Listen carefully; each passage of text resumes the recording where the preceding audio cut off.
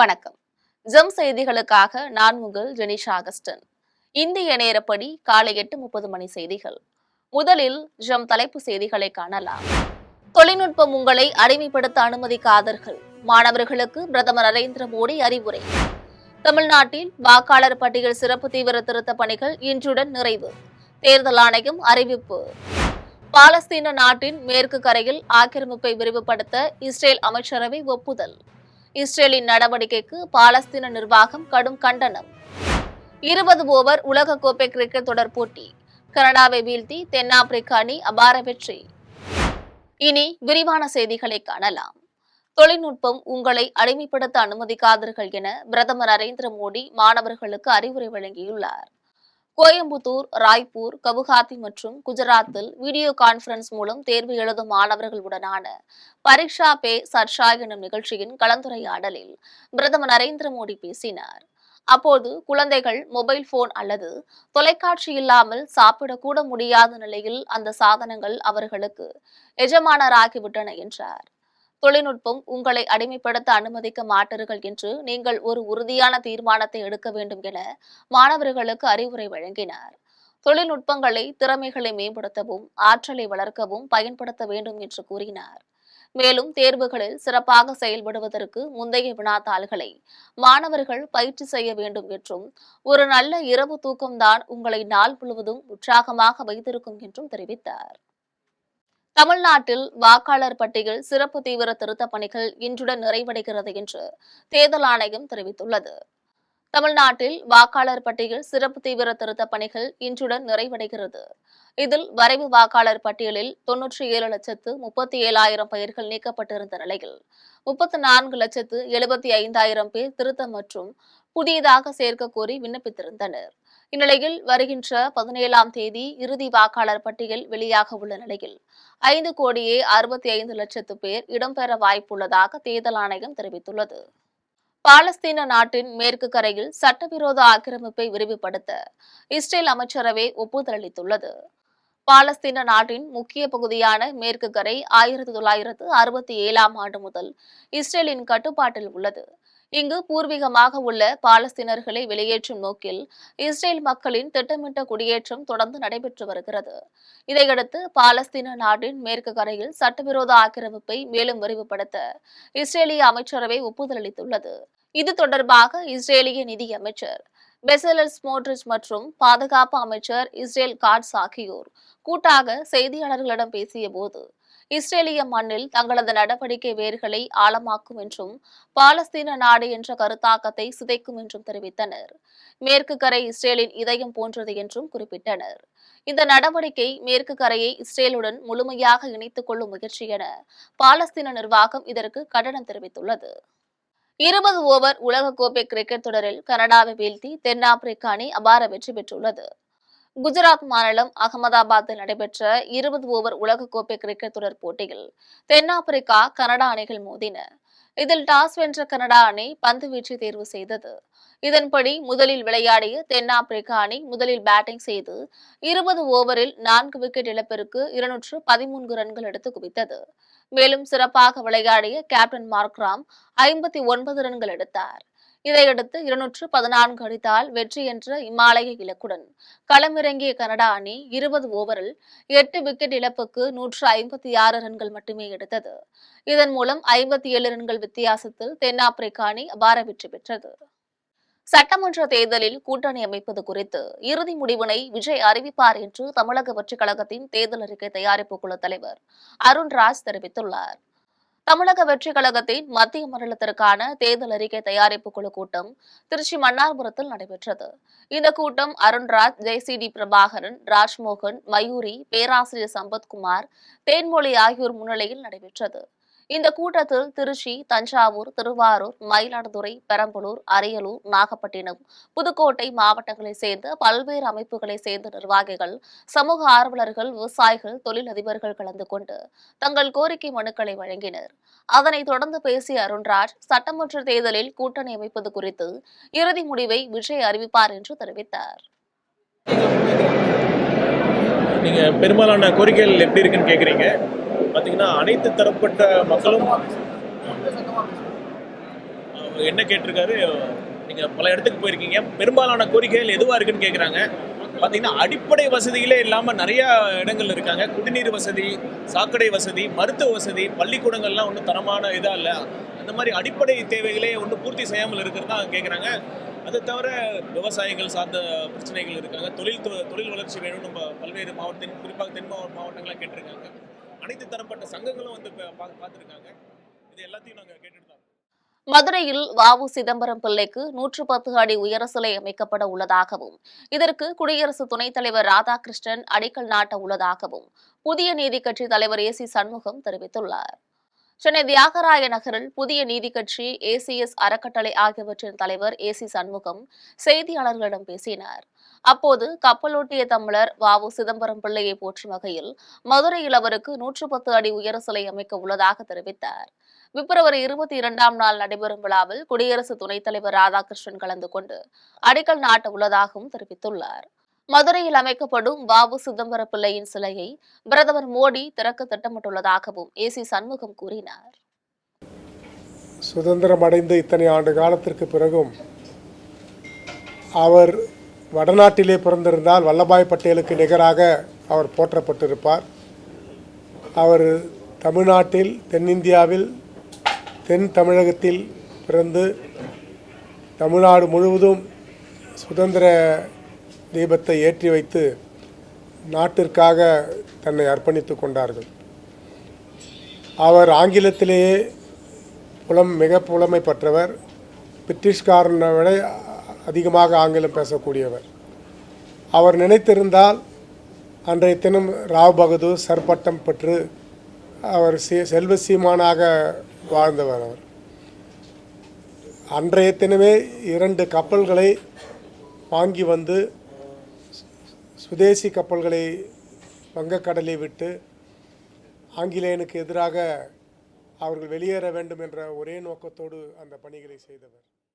புதுச்சேரியில் மக்களால் தேர்ந்தெடுக்கப்பட்ட அரசிற்கு எதிராக தலைமை செயலரின் அதிகார துஷ்பிரயோகம் தொடர்ந்தால் மக்கள் புரட்சி வெடிக்கும் என்று எதிர்க்கட்சித் தலைவர் சிவா எச்சரித்துள்ளார். புதுச்சேரி பள்ளி கல்வித்துறையில் பணியாற்றும் 292 ஒப்பந்த கௌரவ விரிவுரையாளர்கள், பட்டதாரி ஆசிரியர்கள் பாலசேவிகாக்கள் பணி நிரந்தரம் கோரி தொடர் போராட்டம் நடத்தி வருகின்றனர். புதுச்சேரி சட்டசபை அருகே ஆம்பூர் சாலையில் 2ஆம் நாள் தொடர் போராட்டத்தை அவர்கள் தொடங்கினர். போராட்டத்தை அரசு ஊழியர் சங்க கூட்டமைப்பு கௌரவ தலைவர் சேஷாச்சலம் தொடங்கி வைத்தார். தலைவர் பாலகுமார், பொற்சொலியன் ஆகியோர் தலைமையில் நடைபெற்ற போராட்டத்தில் சட்டமன்ற எதிர்க்கட்சித் தலைவர் சிவா கலந்து கொண்டு ஆசிரியர்களுக்கு ஆதரவாக பேசினார். அப்போது தேர்தலை முன்னிட்டு 6 மாத கால நீட்டிப்பு என்று கூறி ஏமாற்றாமல் ஆசிரியர்களை பணி நிரந்தரம் செய்ய வேண்டும் என்று வலியுறுத்தினார். சேலம் மாநகராட்சியில் குடிநீர் வளங்களை தனியாருக்கு கொடுப்பதை எதிர்த்து அதிமுகவினர் போராட்டத்தில் ஈடுபட்டனர். சேலம் மாநகராட்சி அவசர கூட்டம் மேயர் ராமச்சந்திரன் தலைமையில் நடைபெற்றது. கூட்டம் தொடங்கியவுடன் பேசிய மாநகராட்சி அதிமுக எதிர்க்கட்சித் தலைவர் யாதவமூர்த்தி குடிநீர் வளங்களை தனியாரிடம் ஒப்படைக்க எதிர்ப்பு தெரிவித்தார். இந்த முடிவை கண்டித்து அதிமுக உறுப்பினர்கள் உள்ளிருப்பு போராட்டம் மேற்கொண்டனர். அப்போது திமுக உறுப்பினர்கள் அதிமுக உறுப்பினர்களிடம் வாக்குவாதத்தில் ஈடுபட்டனர். அதனைத் தொடர்ந்து மேயர் ராமச்சந்திரன் பேசும்போது அதிமுக உறுப்பினர்கள் இருக்கையில் அமர்ந்து பேசினால் பதில் தெரிவிப்பதாக கூறினார். அதிமுக உறுப்பினர்கள் இருக்கைக்கு சென்று அமர்ந்தவுடன் தீர்மானங்கள் அனைத்தும் நிறைவேற்றப்பட்டதாக மேயர் ராமச்சந்திரன் கூறினார். மேலும் அவசரமாக தேசிய கீதம் பாட சொல்லி கூட்டத்தையும் நிறைவு செய்தார். இதனால் அதிமுக உறுப்பினர்கள் அதிருப்தி அடைந்தனர். குடிநீர் 24x7 என்ற பேரில் 4315 கோடி ரூபாயை தனியாருக்கு தாரை வார்த்து குடிநீர் பிடிக்கிற நம்மெல்லாம் இன்னைக்கு தனியார்கிட்ட கொண்டு போய் ஒப்படைச்சு இந்த குடிநீர் பாமர மக்கள் பயன்படுத்த முடியாத ஒரு சூழ்நிலையை உருவாக்கிட்டு இருக்கிறாங்க. காஞ்சிபுரம் மாவட்டம் குன்றத்தூரில் அம்பேத்கர் மக்கள் நீதி இயக்கம் சார்பில் அதன் பொதுச் செயலாளர் வைரமுத்து தலைமையில் உரிமை மீட்பு மாநாடு நடைபெற்றது. குன்றத்தூர் நத்தம்பாக்கம் ஊராட்சியில் நடைபெற்ற மாநாட்டில் மார்க்சிஸ்ட் கம்யூனிஸ்ட் கட்சி மாநில பொறுப்பாளர் சாமுவேல் ராஜன், இந்திய கம்யூனிஸ்ட் கட்சி மாநில பொறுப்பாளர் மோகன், விடுதலை சிறுத்தைகள் கட்சி வன்னியரசு ஆகியோர் கலந்து கொண்டனர். அப்போது பேசிய இயக்கத்தின் பொதுச் செயலாளர் வைரமுத்து, பட்டியலின மக்கள் இழந்த உரிமைகளை மீட்க அனைவரும் ஒன்றிணைந்து போராட வேண்டும் என கேட்டுக் கொண்டார். விருதுநகர் மாவட்டம் காரியாபட்டி அருகே தேசிய நெடுஞ்சாலையில் ஷேர் ஆட்டோ மீது லோடு வேன் மோதியதில் 4 பேர் காயமடைந்தனர். விருதுநகர் மாவட்டம் ஆவியூரை சேர்ந்த சவுந்தரபாண்டியன், மார்நாடு ராமச்சந்திரன், சரவணன் ஆகியோர் ஷேர் ஆட்டோவில் வந்து கொண்டிருந்த போது தேசிய நெடுஞ்சாலையை கடக்க முற்பட்டனர். அப்போது மதுரை அவனியாபுரத்தை சேர்ந்த ரவி ஓட்டி சென்ற லோடு வேன் ஷேர் ஆட்டோ மீது மோதியது. இந்த விபத்தில் ஷேர் ஆட்டோ தலைக்குப்புற கவிழ்ந்தது. அதில் பயணித்த 4 பேரும் சாலையில் தூக்கி வீசப்பட்டனர். இதில் அவர்களுக்கு கை கால்களில் முறிவு உட்பட பலத்த காயங்கள் ஏற்பட்டது. காயமடைந்த 4வரும் காரியாபட்டி அரசு மருத்துவமனைக்கு அனுப்பி வைக்கப்பட்டனர். அதன் பின்னர் மேல் சிகிச்சைக்காக அவர்கள் மதுரை அரசு மருத்துவமனைக்கு மாற்றப்பட்டுள்ளனர். இந்த விபத்து தொடர்பாக காவல்துறையினர் வழக்கு பதிவு செய்து லோடு வேன் ஓட்டுநர் ரவியை கைது செய்து விசாரித்து வருகின்றனர். கொடைக்கானல் மலைப்பகுதிகளில் பூத்து குலுங்கும் புதர்த்தி மலர்களை சுற்றுலா பயணிகள் கண்டுகளித்து வருகின்றனர். திண்டுக்கல் மாவட்டம் கொடைக்கானல் மலைப்பகுதிகளில் பல்வேறு இடங்களில் தீய நிறத்தில் மலர்கள் பூத்து குலுங்குகின்றன. இந்த மலர்கள் பொதுவாக குளிர்காலம் முடிந்து கோடைக்காலம் தொடங்கும் போது அதிக அளவில் மலரும். கொடைக்கானலில் குளிர்காலங்களான டிசம்பர், ஜனவரி, பிப்ரவரி மாதங்களில் அதிக பனிப்பொழிவால் புதர்கள் கருகும். இதனைத் தொடர்ந்து கோடைக்காலம் தொடங்கும் போது கருகிய புதர்களில் தீய நிறத்தில் பூக்கள் பூத்து குலுங்குவதால் இந்த மலர்களுக்கு புதர்த்தீ மலர்கள் என பெயர் வந்ததாக இயற்கை ஆர்வலர்கள் தெரிவிக்கின்றனர். மலைப்பகுதிகளில் மஞ்சள், இளம் சிவப்பு, ஆரஞ்சு நிறத்தில் கண்களுக்கு விருந்தளிக்கும் விதத்தில் பூத்து குலுங்கும் இந்த மலர்களை சுற்றுலா பயணிகள் கண்டுகளித்து வருகின்றனர்.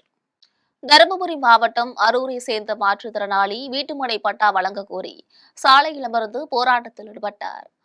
அரூர் வருணகிரி ஈஸ்வரர் கோவில் முன்பு பல ஆண்டுகளாக பூஜை பொருட்கள் விற்று வரும் மாற்றுத்திறனாளி மாதையன், செந்தாமரை இணையர் தருமபுரி மாவட்ட ஆட்சியர் அலுவலகத்தில் மனு கொடுக்க வந்தனர். இவர்களின் மகன் மணிகண்டன் 10 ஆண்டுகளாக அரூர் வட்டாட்சியர், தருமபுரி மாவட்ட ஆட்சியர் ஆகியோரிடம் பலமுறை பட்டா கேட்டு மனு கொடுத்தும் இதுவரை வழங்கவில்லை. இதை கண்டித்து மணிகண்டன் ஆட்சியர் அலுவலகம் முன்பு தேசிய நெடுஞ்சாலையில் அமர்ந்து போராட்டத்தில் ஈடுபட்டார். இதையடுத்து காவல்துறையினரும் வருவாய்த்துறையினரும் அவரை சமாதானம் செய்து மாவட்ட ஆட்சியரிடம் அழைத்து சென்றனர். தேனி மாவட்டம் கம்பத்தில் நமது மக்கள் முன்னேற்ற கழக தலைவர் ஜெகநாத் மிஸ்ரா அரசு மருத்துவமனைக்கு ஆம்புலன்ஸ் வேலை வழங்கியுள்ளார். தேனி மாவட்டம் கம்பம் அரசு மருத்துவமனை தமிழக கேரள எல்லையில் அமைந்துள்ள முக்கியமான அரசு மருத்துவமனையாகும். இந்த மருத்துவமனைக்கு நமது மக்கள் முன்னேற்ற கழகத்தின் சார்பாக ஆம்புலன்ஸ் வழங்கப்பட்டுள்ளது. இந்த அமைப்பின் தலைவர் ஜெகநாத் மிஸ்ரா ஆம்புலன்ஸ் வேனை பொதுமக்களின் பயன்பாட்டிற்காக அரசு மருத்துவமனைக்கு இலவசமாக வழங்கினார். இந்த நிகழ்ச்சியில் திமுக, தவேக, மனிதநேய மக்கள் கட்சி என பிற இயக்கங்களை சேர்ந்தவர்களும் கலந்து கொண்டனர். திருவள்ளூர் மாவட்டத்தில் கள்ளக்காதல் விவகாரத்தில் மாற்றுத்திறனாளியை அடித்து கொன்று வீட்டு செப்டிக் டேங்கில் போட்ட 2 பேரை காவல்துறையினர் கைது செய்துள்ளனர். தென்காசி மாவட்டம் கடையநல்லூரை சேர்ந்த மகேந்திரன் சென்னை புழல் லட்சுமி அம்மன் கோவில் தெருவில் வாடகை வீட்டில் குடியிருந்து பாடியில் உள்ள துணிக்கடையில் வேலை பார்த்து வந்துள்ளார். வாய் பேசாமலும் செவிகள் கேட்காமலும் இருந்து வந்த இவர் தென்காசியில் உள்ள தனது வீட்டிற்கு செல்போனில் வீடியோ அழைப்பு மூலமாக சைகையில் பேசி வந்துள்ளார். சில நாட்களாக வீடியோ காலில் பேசாததால் அவர் மாமன் மகன் டிசம்பர் 26ஆம் நாள் புழல் காவல் நிலையத்தில் புகார் அளித்துள்ளார். இதுகுறித்து சென்னை உயர்நீதிமன்றத்தில் ஆட்கொணர்வு மனு தாக்கல் செய்தனர். இதையடுத்து தனிப்படை அமைத்து விசாரித்து வந்தனர். இறந்தவரின் செல்பேசி 2 மாதங்களாக அணைக்கப்பட்டிருந்த நிலையில் கடந்த 2 நாட்களுக்கு முன்பு இயங்கியது. இதையடுத்து விசாரணை வேகம் எடுத்தது. மகேந்திரன் தன்னுடன் துணிக்கடையில் பணிபுரிந்த நண்பர்களான லாரன்ஸ், வைத்தியநாதன் ஆகியோருடன் பேசுவது வழக்கம். அப்போது லாரன்ஸ் மனைவிக்கும் மகேந்திரனுக்கும் கள்ளக்காதல் ஏற்பட்டுள்ளது. இதை அறிந்த லாரன்ஸ் மகேந்திரனை புட்லூரில் உள்ள தனது வீட்டுக்கு அழைத்து சென்று வைத்தியநாதனுடன் சேர்த்து அடித்து கொன்று உடலை செப்டிக் டேங்கில் போட்டது தெரியவந்தது. இதையடுத்து செவ்வாய்ப்பேட்டை காவல்துறையினர், தீயணைப்பு துறையினரின் உதவியுடன் இறந்தவரின் உடலை கைப்பற்றினர். இந்த கொலை தொடர்பாக லாரன்ஸ், வைத்தியநாதன் ஆகிய இருவரையும் போலீசார் கைது செய்தனர். திருவள்ளூர் மாவட்டம் பொன்னேரியில் சிலம்பம் திரைப்பட குழுவினர் மாநில அளவிலான சிலம்ப போட்டிகளை நடத்தியுள்ளனர். தமிழகத்தில் சிலம்ப கலையை ஊக்குவிக்கும் வகையில் சிலம்பம் திரைப்பட குழுவினர் பொன்னேரியில் மாநில அளவிலான சிலம்ப போட்டியை நடத்தினர். உலகநாத நாராயணசாமி அரசினர் கலைக்கல்லூரியில் சிலம்பம் திரைப்பட இயக்குனர் ஜோதி ஏற்பாட்டில் திரைப்பட ஸ்டண்ட் இயக்குனர் பவர் பாண்டியன் ஆசான் தலைமையில் போட்டி நடைபெற்றது. பில்டர்ஸ் அசோசியேஷன் GVN குமார் முன்னிலையில் நடைபெற்ற விழாவில் அதிமுக ஜெயலலிதா பேரவை இணை செயலாளர் பொன்ராஜா குத்துவிளக்கேற்றி வைத்து போட்டியை தொடங்கி வைத்தார். சிலம்பம் உறுதிமொழி ஏற்ற பின்னர் இருபாலருக்கும் தனித்தனியே போட்டிகள் நடைபெற்றது. இதில் சென்னை, திருவள்ளூர், காஞ்சிபுரம், செங்கல்பட்டு, சேலம் உள்ளிட்ட மாவட்டங்களில் இருந்து 250க்கும் மேற்பட்ட மாணவ மாணவிகள் கலந்து கொண்டு திறமைகளை வெளிப்படுத்தினர். வெற்றி பெற்ற மாணவ மாணவிகளுக்கு பொன்னேரி சட்டமன்ற உறுப்பினர் துரை சந்திரசேகர் பரிசுகளையும் சான்றிதழ்களையும் வழங்கினார். அவருடன் காங்கிரஸ் கட்சியின் துணைத் தலைவர் சதாசிவலிங்கம், திமுக நகர செயலாளர் ரவிக்குமார், முன்னாள் மீஞ்சூர் ஒன்றிய தலைவர் அத்திப்பட்டு ரவி ஆகியோர் உடனிருந்தனர். கோவையில் நடைபெற்ற விழாவில் புதிய மனைப்பிரிவுகள் விற்பனை திட்ட தொடக்க விழாவில் தமிழ்நாடு கட்டுமான தொழிலாளர்கள் நலவாரிய தலைவர் பொன்குமார் கலந்து கொண்டு பேசினார். கோவையை அடுத்த காரமடையில் நடைபெற்ற புதிய மனைப்பிரிவுகள் விற்பனை திட்ட துவக்க விழாவில் தமிழ்நாடு கட்டுமான தொழிலாளர்கள் நலவாரிய தலைவர் பொன்குமார் கலந்து கொண்டு பேசினார். அப்போது பத்திரப்பதிவு துறையில் தமிழக அரசு பல்வேறு எளிய வழிமுறைகள் உருவாக்கியுள்ளதாகவும், இணைய வழியில் பத்திரப்பதிவு செய்யும் முறையை இந்தியாவில் முதன்முறையாக கொண்டு வந்தவர் தமிழக முதல்வர் என்றும் குறிப்பிட்டுள்ளார். தொடர்ந்து பேசிய அவர் 13 லட்சமாக இருந்த தொழிலாளர்களின் எண்ணிக்கை தற்போது 30 லட்சமாக அதிகரித்துள்ளது என்றும், தமிழகம் அனைத்து மாநிலங்களுக்கும் முன்னோடியாக விளங்குகிறது என்றும் தெரிவித்தார். மேலும் தொழிலாளர்களுக்கு தமிழக அரசு வழங்கி வரும் பல்வேறு திட்டங்களை பட்டியலிட்டு கூறி இதனை தொழிலாளர்கள் சரியான முறையில் பயன்படுத்திக் கொள்ள வேண்டும் என்று கேட்டுக் கொண்டார். இந்நிகழ்ச்சியில் அகில இந்திய ரியல் எஸ்டேட் கூட்டமைப்பின் தேசிய இணை செயலாளர் ஜெயம் லேண்ட் கண்ணன் உள்ளிட்ட பலர் கலந்து கொண்டனர். நான் வாரிய தலைவர் பதவியில் இருந்து விலகி உத்தரமேரூர் சட்டப்பேரவை தொகுதியில் போட்டியிட போன பொழுது 33 லட்சம் தொழிலாளர்களை வாரியத்தில் பதிவு செய்து போனோம். ஆனால் 10 ஆண்டு காலத்திற்கு பிறகு 2021 போய் பார்த்தா அந்த 33 லட்சம்ன்றது வெறும் 13 லட்சமாக குறைஞ்சி போச்சு. பதிவை யாரும் புதுப்பிக்கல, ஏன்னா திட்டங்கள் இல்லை, செயல்படலை. இன்னைக்கு இந்த அரசு வந்த பிறகு, நான் தலைவராக பொறுப்பேற்ற பிறகு முதலமைச்சருடைய ஒத்துழைப்போடு இன்றைக்கு 13 லட்சம் தொழிலாளர்கள் 30 லட்சம் தொழிலாளர்களாக அந்த வாரியத்தில் பதிவு. சேலம் மாவட்டம் ஓமலூர் சிறப்பு நிலை பேரூராட்சியில் தூய்மை பணியாளர்களுக்கு காலை உணவு வழங்கும் நிகழ்ச்சி நடைபெற்றது. திருவள்ளூர் மாவட்டம் போலிவாக்கத்தில் தமிழக முதலமைச்சர் மு.க.ஸ்டாலின் தூய்மை பணியாளர்களுக்கான காலை உணவு திட்ட விரிவாக்கத்தினை தொடங்கி வைத்தார். அதன் ஒரு பகுதியாக சேலம் மாவட்டம் ஓமலூர் சிறப்பு நிலை பேரூராட்சியில் தூய்மை பணியாளர்களுக்கு காலை உணவு வழங்கும் நிகழ்ச்சி நடைபெற்றது.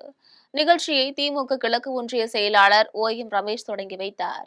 நிகழ்ச்சியில் பங்கேற்ற பேரூராட்சி தலைவர் செல்வராணி பேசினார். அப்போது மழை, பனி என எதையும் பொருட்படுத்தாமல் காலை 6 மணிக்கு பணிக்கு வரும் தூய்மை பணியாளர்கள் காலை உணவிற்காக சிரமப்படக்கூடாது என்பதற்காகவே முதலமைச்சர் மு.க.ஸ்டாலின் இந்த மகத்தான திட்டத்தை கொண்டு வந்துள்ளார் என்று பேரூராட்சி தலைவர் செல்வராணி தெரிவித்தார்.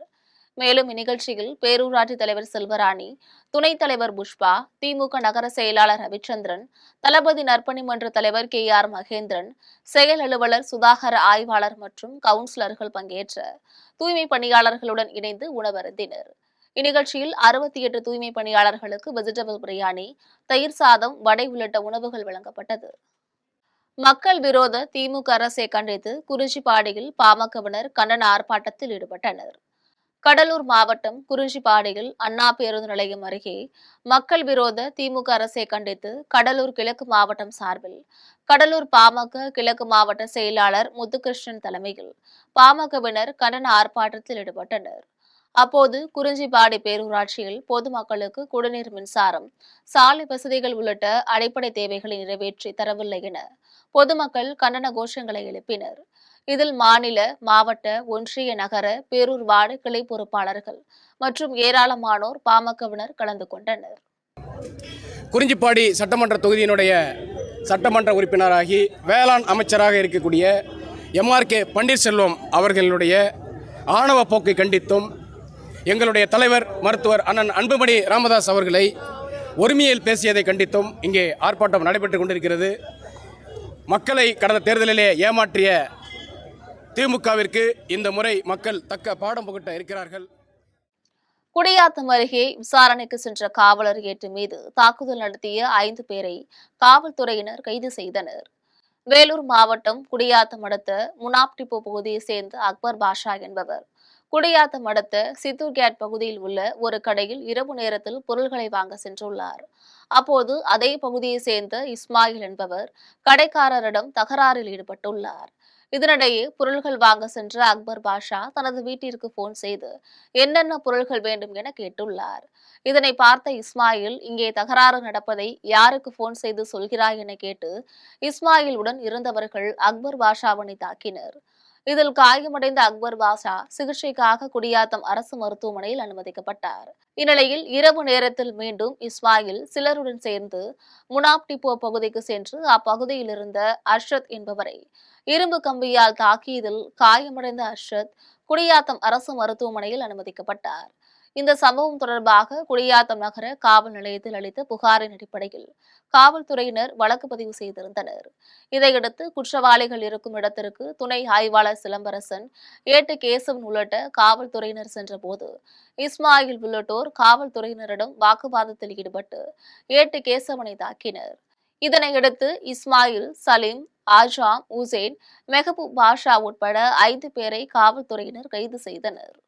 கீழ்பெண்ணாத்தூர் அடுத்த கடம்பை கிராமத்தில் ரூபாய் 6 லட்சம் மதிப்பீட்டில் புதிதாக கட்டி முடிக்கப்பட்ட பயணிகள் நிழற்குடைக்கு முறையான மின்சாரம் வழங்க நடவடிக்கை எடுக்க வேண்டும் என சமூக ஆர்வலர்கள் கோரிக்கை விடுத்துள்ளனர். திருவண்ணாமலை மாவட்டம் கீழ்பெண்ணாத்தூர் அடுத்த கடம்பை கிராமத்தில் ரூபாய் 6 லட்சம் மதிப்பீட்டில் புதிதாக கட்டி முடிக்கப்பட்டுள்ள பயணிகள் நிழற்குடையை கடந்த ஜனவரி மாதம் 31ஆம் தேதி சட்டப்பேரவை துணை சபாநாயகர் கு. பிச்சாண்டி திறந்து வைத்தார்.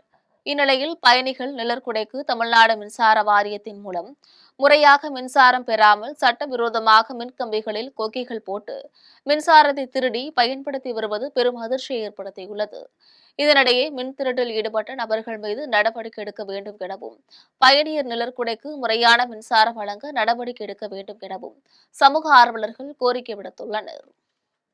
திருவள்ளூர் மாவட்ட ஆட்சியர் அலுவலகம் முன்பு 7வது நாளாக தொடர் காத்திருப்பு போராட்டத்தில் ஈடுபட்டு வரும் அங்கன்வாடி பணியாளர்களின் கோரிக்கைகள் நிறைவேற்றும் வரை இரவும் பகலும் போராட்டத்தில் ஈடுபட போவதாக சங்கத்தின் மாநில துணைத் தலைவி லதா தெரிவித்துள்ளார். திருவள்ளூர் மாவட்ட ஆட்சியர் அலுவலகம் முன்பு அங்கன்வாடி பணியாளர்கள் சங்கத்தின் மாநில துணைத் தலைவர் லதா தலைமையில் 7வது நாளாக அங்கன்வாடி பணியாளர்கள் தொடர் போராட்டத்தில் ஈடுபட்டு வருகின்றனர். இது தொடர்பாக அங்கன்வாடி பணியாளர்கள் சங்கத்தின் மாநில துணைத் தலைவர் லதா செய்தியாளர்களை சந்தித்து பேசினார்.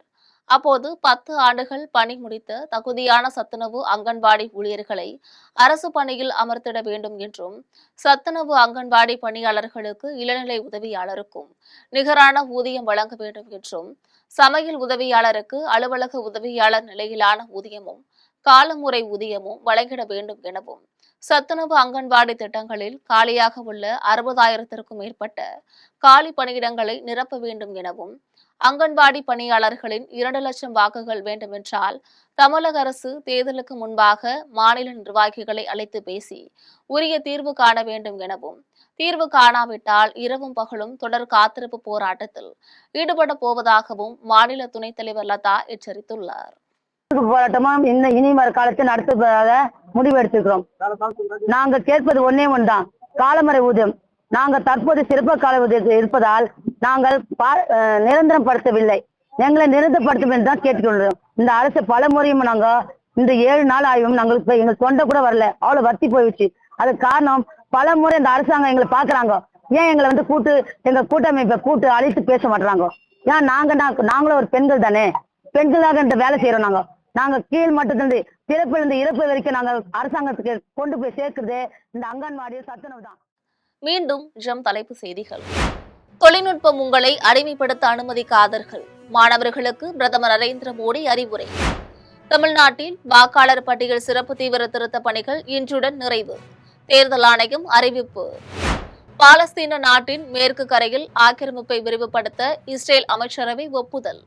இஸ்ரேலின் நடவடிக்கைக்கு பாலஸ்தீன நிர்வாகம் கடும் கண்டனம். 20 ஓவர் உலகக்கோப்பை கிரிக்கெட் தொடர் போட்டி. கனடாவை வீழ்த்தி தென்னாப்பிரிக்க அணி அபார வெற்றி. இத்துடன் செய்திகள் நிறைவடைகின்றன.